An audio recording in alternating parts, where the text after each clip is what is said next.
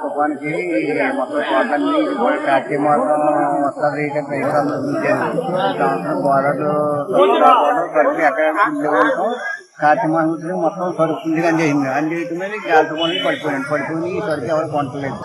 కొన్నది ఎక్కడెక్కడ వదిలేసి పక్కన పడేస్తారు. బాగా కార్తీక మాసం వచ్చి సంవత్సరానికి 12 నెలలు కార్తీక మాసం వస్తున్న ఆశ రైతులు అందరూ ఆశ చూసుకోరు.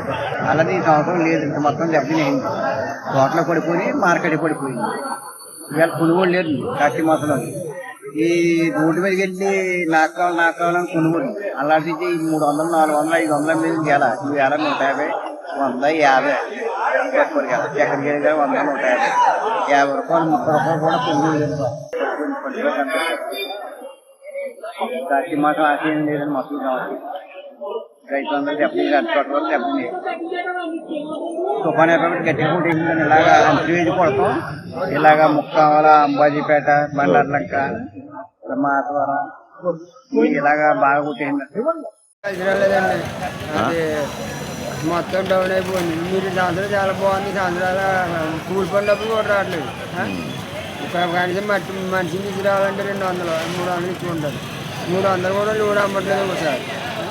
ఎందుకు కారణం ఏంటి? కారణం ఏంటంటే వాతావరణం దాన్ని బట్టి అండి.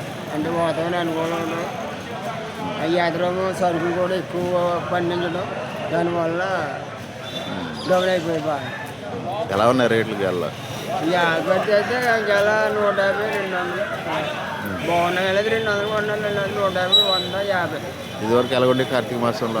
కార్తీక మాసం అయితే 300, 400. చరిత్ర సృష్టించినోడు ఇప్పుడు ఆ చరిత్రని తిరగరాయబోతున్నాడు. అబద్ధాల గోడల్ని బద్దలు కొట్టి నిజాలను రాగా మీ ముందుంచబోతున్నాడు.